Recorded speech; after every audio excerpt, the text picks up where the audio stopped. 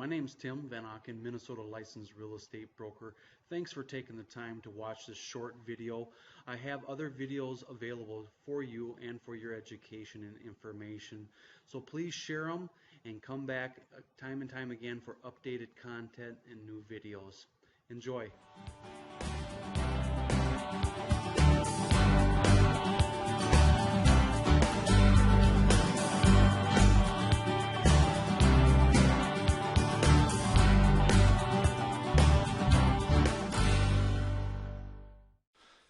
Thank you for watching this short video about what an agency relationships in real estate transaction form is and what it entails. I wanted to create this video because with the internet nowadays, the consumers are researching information online before they even start talking to a licensed real estate broker or salesperson, and I wanted them to have access to this valuable information without having to talk to anyone first.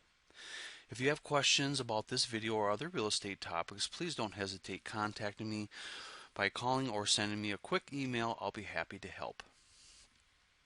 So let's briefly review what will be covered on this two-page disclosure form. There are 5 main highlights on this form you will want to discuss with a licensed real estate professional in detail and ask them questions.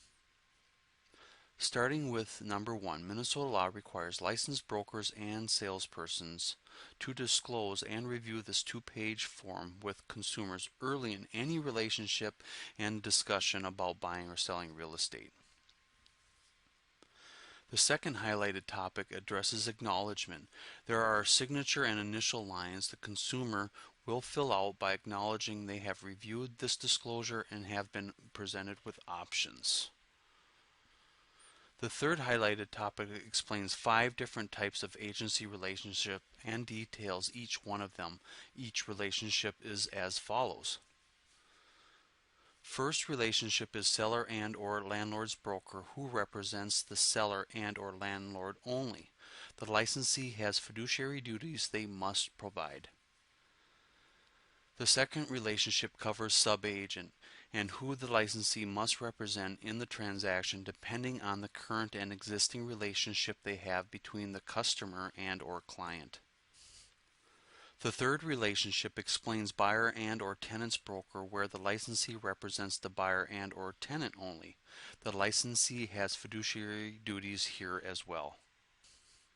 The fourth type of agency defined is dual agency.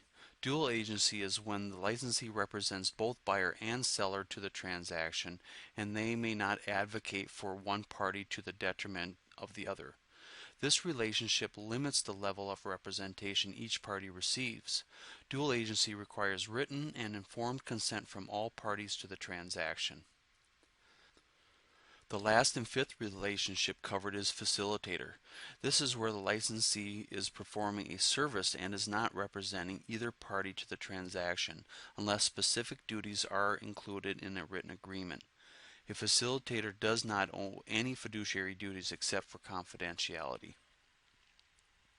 The fourth highlight this disclosure form covers is fiduciary duties a licensee owes and a brief description of them. The duties covered are as followed: loyalty, obedience, disclosure, confidentiality, reasonable care, and accounting. Again, the meaning of each of these duties are identified on the second page and should be thoroughly explained by the licensee to the consumer.